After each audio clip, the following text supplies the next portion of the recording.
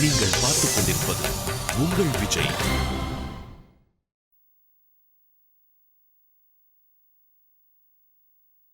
நான் பயந்து போயிட்டேன். நீ பாட்டுக்கு உங்க அம்மா வீட்டுக்கு கிளம்பி போயிட்டீனா இங்க நான் எப்படி தனியா இருப்பேன்? அங்க நீயும் உங்க அம்மாவும் நாள் பூரா பேசிட்டு இருப்பீங்க. ஆனா நான் இங்க தனியா உட்காந்துட்டு இருப்பேன்.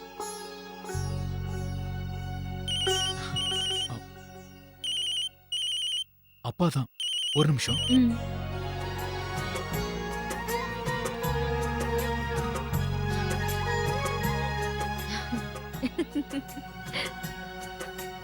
உருளைக்கிழங்கு பொரியலா?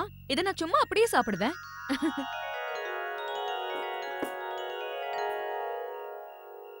ராஜசேகர் போன் பண்றேன்னு சொன்னா பணம் கிடைச்சதா இல்லையான்னு தெரியலையே. கார்த்திக், இனிமே நாம புது ஆளுங்களோடையும் வேலை செய்யணும்னு என் மனசுக்கு தோணுது. பழைய வியாபாரம் சரியாகிற வரைக்கும் நாம கொஞ்சம் வேற மாதிரி யோசிக்கணும். சரிங்க பெரியப்பா.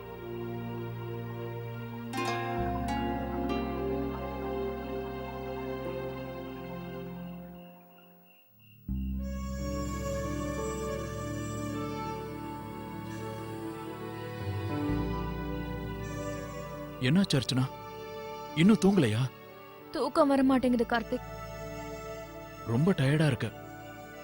ஐ மீன், இன்னைக்கு ரொம்ப டென்ஷனா இருந்தல்ல? என்ன டென்ஷன் கார்த்திக்? நான் ரொம்ப சந்தோஷமா இருக்கேன். ஏன்னா உங்க கூட இருக்கேனே. உங்க ஃபுட்பாலர் கூட நல்லா ஆழ்ந்து தூங்கிட்டு இருக்கான்னு நினைக்கிறேன். இல்லனா நல்லா உதச்சிருப்பான். அதனாலேயே பாதி நாள் ராத்திரி நான் தூங்க மாட்டேன். இப்ப எழுந்திருச்சிட்டானா? பொதுவா கை வச்ச உடனே பதில் சொல்லுவான்ல? நல்லா ஆழ்ந்து தூங்குறான் போல இருக்கு. நீங்க ஏன் இப்ப சோகமாகறீங்க? சில நேரங்கள்ல அந்த மாதிரி தான் ஆகும்.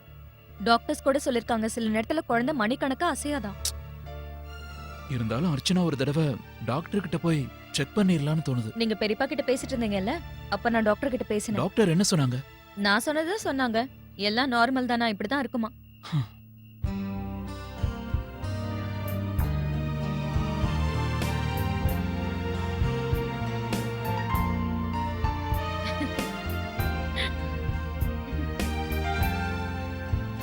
என்னாச்சு? ஏன் திடீர்னு சிரிக்கிற? ஒண்ணும் இல்ல, ஏதோ ஞாபகம் வந்துச்சு. கொஞ்ச நாளைக்கு அப்புறமா இங்க நம்ம 2 பேருக்கும் நடுவுல நம்ம குழந்தையும் இருக்கும்ல. நடு ராத்திரி எழுந்து வீல் வீல்னு கத்தும். அப்புறம் நாம எப்படி தூங்குவோம்? நீங்க தூங்க கூடாது, அதை தூங்க வைக்கணும். நானா? என்ன வேற யாரு? நீங்களே கொஞ்சம் யோசிச்சு பாருங்க. பகல் பூரா நான் அதை சீராட்டி பாராட்டி டயர்ட் ஆயிட மாட்டேன்னா என்ன? ராத்திரி உங்க டியூட்டி தான். சரி சரி விடுங்க, மாத்தி மாத்தி பாத்துக்கலாம். ஒரு தடவை நீங்க, ஒரு தடவை நான். ஓகே? எவ்வளவு கவனமா பாத்துக்கணும்ல. குழந்தை ஆரோக்கியமா இருக்கா, நல்லா மூச்சு விடுதா, குளிர்தான வேற பாக்கணும்ல.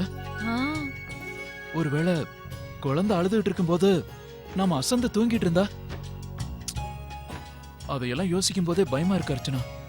அப்புறம் நாம எப்படி நிம்மதியா தூங்குறது? நானும் கேள்விப்பட்டிருக்கேன் கார்த்திக், நம்மளால நிம்மதியா தூங்கவே முடியாது. அப்ப இப்ப நிம்மதியா தூங்கலாம். Okay okay. அர்ச்சனா, குழந்தை பிறந்ததுக்கு அப்புறம் அதுக்கு ராத்திரி தூங்குற பழக்கத்தை ஏற்படுத்தலாம். அட, கொஞ்ச நாள்ல எல்லாம் பழக்க முடியாது, கொஞ்சம் கொஞ்சமா தான் பழக்கணும். சரி, இப்ப இருந்தே ஆரம்பிச்சிடலாம்.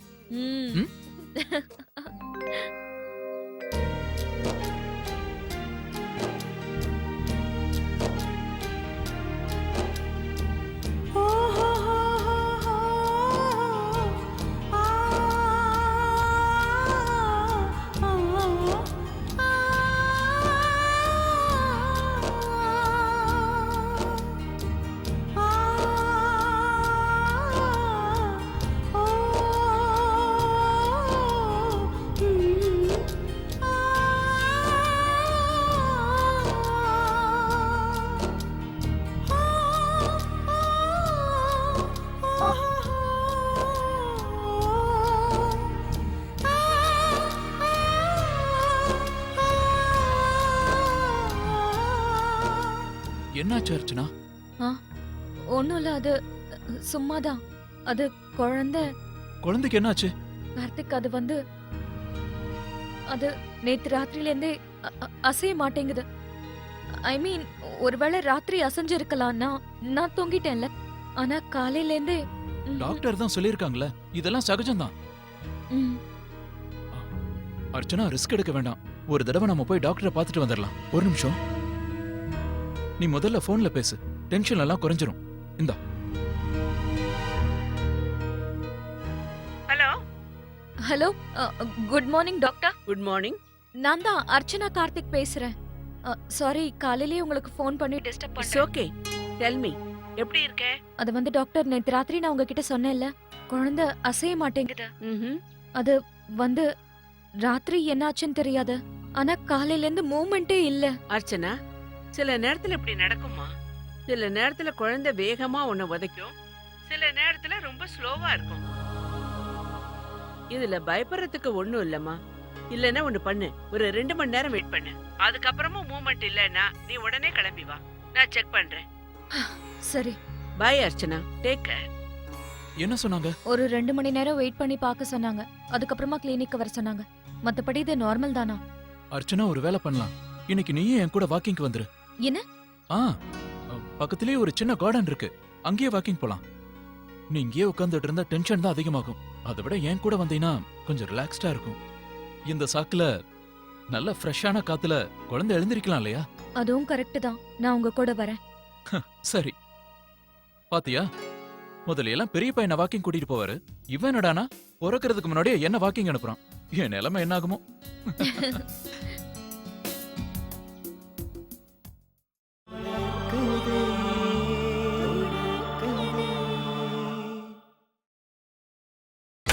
நீங்கள் பார்த்துக் கொண்டிருப்பது உங்கள் விஜய். நேத்து ராத்திரி எப்படியாவது தைரியத்தை வரவழைச்சுக்கிட்டு ராதிகா கிட்ட பேசிடலாம்னு நினைச்சேன். ஆனா அந்த நேரம் பார்த்து மாணிக்கம் லிஸ்ட் எடுத்துக்கிட்டு வந்துட்டாரு. இப்போ எப்படி அவங்க கிட்ட பேச்ச ஆரம்பிக்கிறதுன்னு எனக்கு ஒண்ணும் புரியலக்கா. இத பார் சாந்தி, இப்பவாது ஃபோன் பண்ணிடு. இல்லைன்னா அவங்க சூர்யாவை அனுப்பிட போறாங்க, அப்புறம் கஷ்டமாயிடும். நீ இப்பவே ஃபோன் பண்ணிடு. அம்மா, நான் வாக்கிங் போறேன், அப்படியே கூட அர்ச்சனாவையும் கூட்டிட்டு போறேன். ஆ, நடந்துட்டு வந்தா உன் உடம்புக்கு நல்லதுமா. என்னது, நீ ஷால் போத்திக்கலையா? ஆ, இந்த என்ன பெரியம்மா, பரவாயில்ல. நான் போய் என்னோடத எடுத்துட்டு வரேன். நீங்க இதை போட்டுக்கோங்க. இல்ல இல்ல, நான் வேற எடுத்துக்கிறேன், நீ போ. தேங்க்யூ பெரியம்மா. போயிட்டு வரோம்.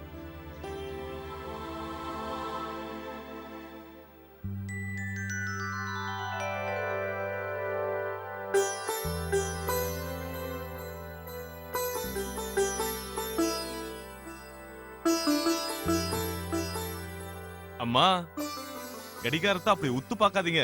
பாவம், கடிகாரம் பயத்துல நின்னு போயிட போகுது. கவலைப்படாதீங்க, உங்க செல்ல பொண்ண கரெக்டா போய் கூட்டு வந்துருவேன். நீ வேணா பாரு சூர்யா, உன்னோட அனன்யாவும் நாளைக்கு கல்யாணமாகி மாமியார் வீட்ல இருந்து இங்க வருவாள்ல, அப்போ உன்னோட கண்ணும் வாசலையே தான் பாத்துக்கிட்டு இருக்கும். உன் நிலைமையும் இப்படிதான் இருக்கும். அப்பதான் இவனுக்கு புரிய போகுது. அர்ச்சனா தான் ஃபோன் பண்றா, நான் பாக்குறேன்.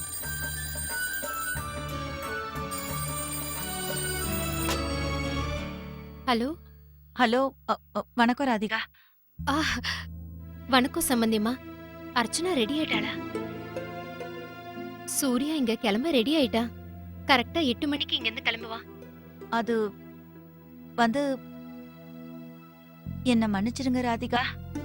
நான் இத உங்ககிட்ட எப்படி சொல்றதுன்னு. என்னாச்சு சம்பந்தியம்மா? அது என்னன்னு சொல்றது, அர்ச்சனா அங்க வரமாட்டேன்னு சொல்லிட்டா. நாங்க என்ன நினைச்சோமோ அதுதான் நடந்தது ராதிகா.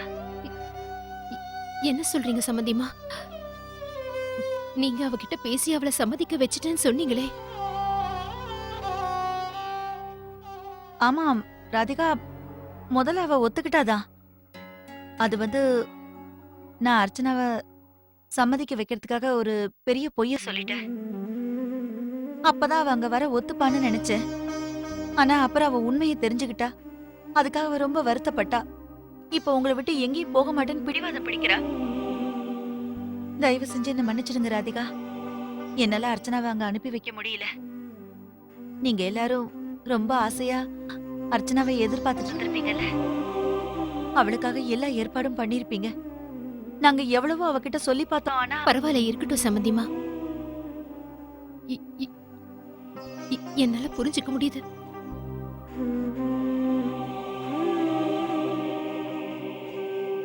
நீங்க இத பத்தி நினைச்சு கவலைப்படாதீங்க. நாங்க அர்ச்சனாவை பத்திரமா பாத்துக்கிறோம். அது எனக்கும் தெரியும் சம்மந்திமா. எனக்கும் தெரியும். சரி, எல்லாரும் காத்துக்கிட்டு இருக்காங்க. நான் அவங்க கிட்ட போய் சொல்றேன். சரி, வச்சிரு. வணக்கம் சம்மந்திமா. சரிங்க, நான் அப்புறமா பேசுறேன்.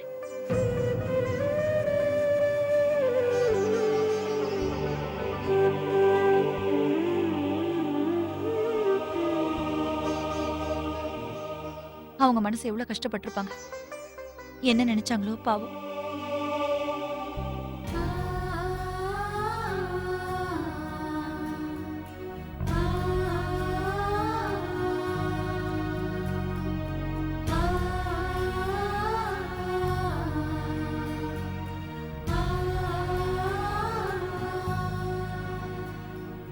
எனக்கு ஒண்ணுமே புரியலங்க. என் பொண்ணு முழுசா அவங்க வீட்டு பொண்ணு ஆயிட்டான்னு சந்தோஷப்படுறதா, என் பொண்ணு இப்போ 3வது மனுஷி ஆயிட்டான்னு வருத்தப்படுறதான்னு எனக்கு தெரியல.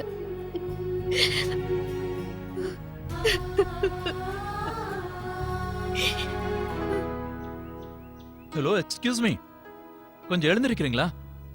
பாரேன், நம்ம பார்க்குக்கு கூட்டிட்டு வந்திருக்கோம். இவர் என்னடானா நிம்மதியா தூங்கிட்டு இருக்காரு. ம்ஹும். பால் விளையாடலாமா? வா. கார்த்திக், இளநீர். சரி, வாங்கிக்கலாம். நீ இங்க உட்காந்துரு, நான் போய் வாங்கிட்டு வரேன். ம்? ம்.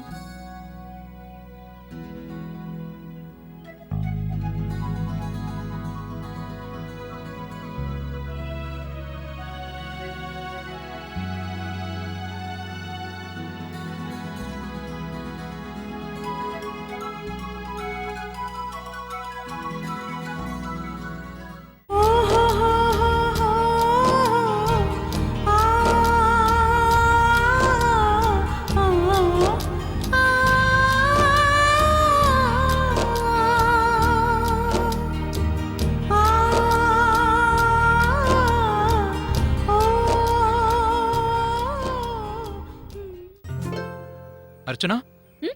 இந்தா.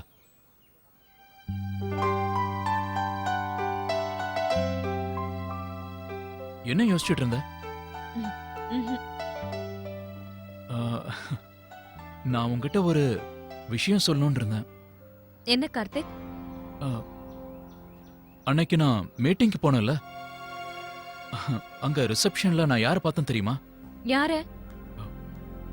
ஸ்னேகா.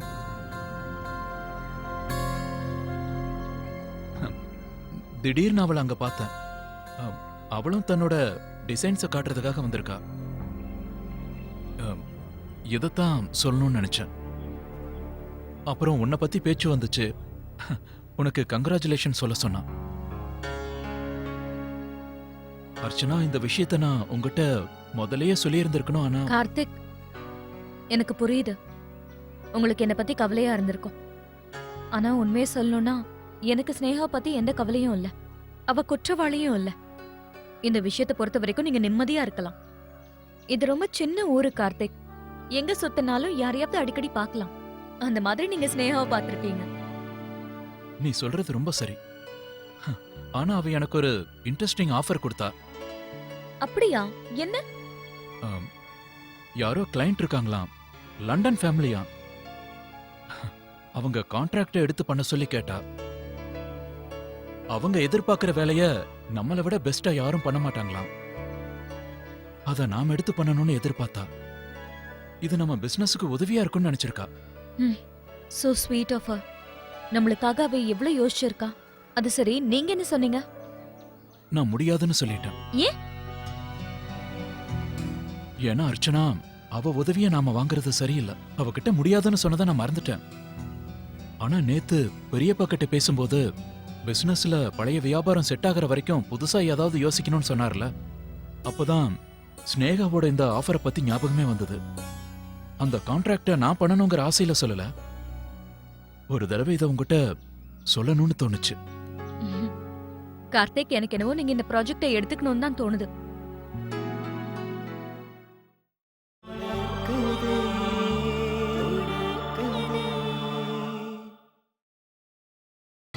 நீங்கள் பார்த்துக் கொண்டிருப்பது உங்கள் விஜய். என்ன யோசிக்கிறீங்க? இந்த ப்ராஜெக்ட பண்றதுல எனக்கு ப்ராப்ளம் இல்ல அர்ச்சனா. ம்ஹும். நான் பயப்படுறதெல்லாம் ஒரு விஷயத்துக்கு தான். போன தடவை மாதிரி தப்பா நினைச்சு. கார்த்திக், சரி நான் உங்ககிட்ட ஒண்ணு கேக்குறேன். நீங்க என்ன எவ்வளவு காதலிக்கிறீங்கன்னு என்கிட்ட சொல்லிதான் ஆகணுமா, இல்ல நான் உங்ககிட்ட சொல்லிதான் ஆகணுமா? நம்ம 2 பேருக்கும் நம்மள தெரியும்ல. அது மட்டும் இல்ல, எனக்கு உங்க மேல உங்களுக்கு என் மேல எவ்வளவு நம்பிக்கை இருக்குன்னு சொல்லிதான் தெரியணுமா என்ன? நமக்கே இது தெரியும்ல. நம்ம வேலை நல்லா இருந்தா, அதனால நம்ம பிசினஸ்க்கு லாபம் வரதா இருந்தா, அந்த வேலையை ஸ்னேகா சொன்னா என்ன, இல்ல வேற யாராவது சொன்னா என்ன, பிரச்சனை இல்ல கார்த்திக். எனக்கு பிசினஸ் பத்தி எல்லாம் ஒண்ணும் தெரியாது. ஆனா ஒரு விஷயம் தெரியும், நம்ம பிசினஸ்க்கு இது நல்லதா இருந்தா நீங்க இத கண்டிப்பா எடுத்து செய்யணும். நீ சொல்றது ரொம்ப கரெக்ட். நான் பெரியப்பா கிட்ட இத பத்தி பேசுறேன். அவர் என்ன சொல்றாருன்னு பார்க்கலாம். உங்களுக்கு நம்பிக்கை இருக்குல்ல, அப்ப பெரியப்பா நிச்சயமா ஒத்துக்குவாரு. ம்? ம்.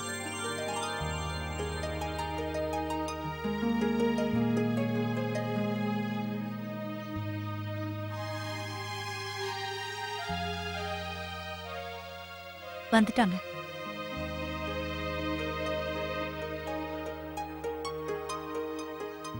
எப்படியோ பிறக்க போற குழந்தைக்காவது காலையில வாக்கிங் போகணும்னு உனக்கு தோணுச்சப்பா? நான் இது வரேன்.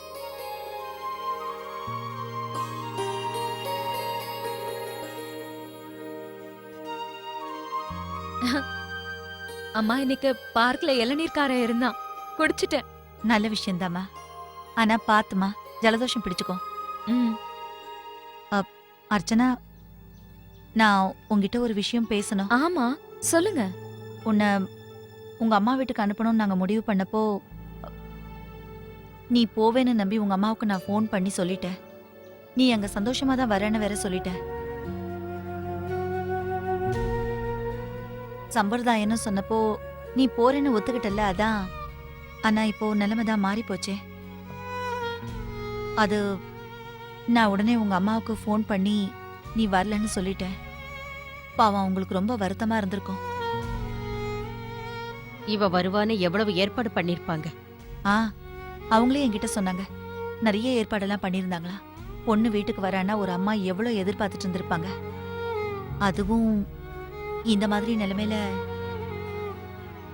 அர்ச்சனா, என்ன சொல்றதுன்னே தெரியல. நான் அவங்க கிட்ட மன்னிப்பு கேட்டுட்டேன். இருந்தாலும் நீங்க கவலைப்படாதீங்க அத்தை.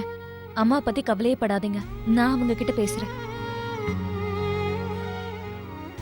எனக்கு அவங்கள நல்லா தெரியும். டிஃபன் இன்னும் நேரமாகுமாமா? இல்ல இல்ல, ஆயிடுச்சுங்க. நான் எடுத்து வைக்கிறேன். இந்த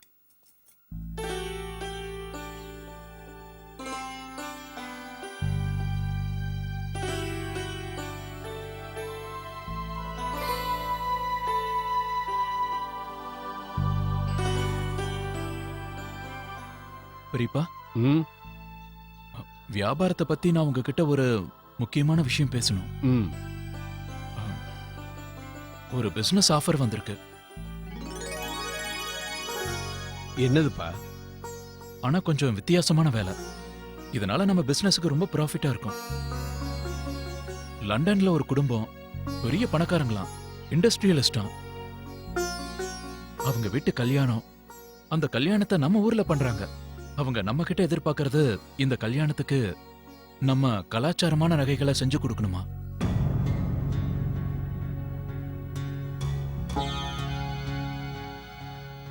இத பாரு கார்த்திக், இந்த மாதிரி வீட்டு விசேஷத்துக்கெல்லாம் நாம நகை செஞ்சது கிடையாது.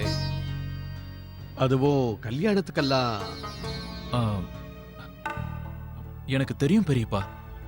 அதனாலதான் இதை நான் உங்ககிட்ட ஒரு வித்தியாசமான வேலைன்னு சொன்னேன். கஸ்டமர் நல்லா இருந்தாங்கன்னா நாம எதுக்காக மறுக்கணும்?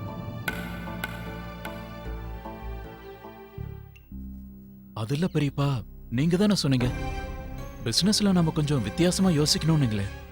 இவங்க புது கஸ்டமர் ஆச்சே, அதனாலதான் வேலை கொஞ்சம் வித்தியாசமா இருக்கும். அதனால என்ன பெரியப்பா? இத பாரு கார்த்திக், ஒரு விஷயத்தை கவனமா கேட்டு. வைர வியாபாரம் செய்யறதுங்கிறது தனி வேலை. ஆனா வைரம் மட்டும் இல்லாம அதை வச்சு நகை செய்யணுங்கிறது, அதுவும் அவங்களுக்கு பிடிச்ச மாதிரி, அது ரொம்ப கஷ்டமான வேலைப்பா. அது நமக்கு சரிப்பட்டு வராது.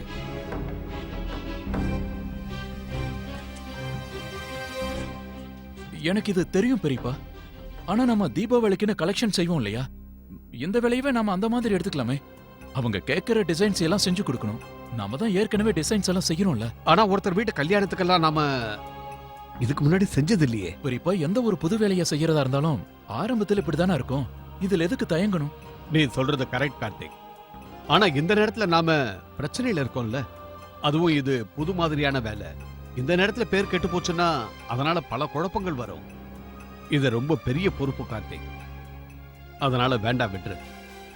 இதோட இந்த பேச்சை நிறுத்திக்கலாம்.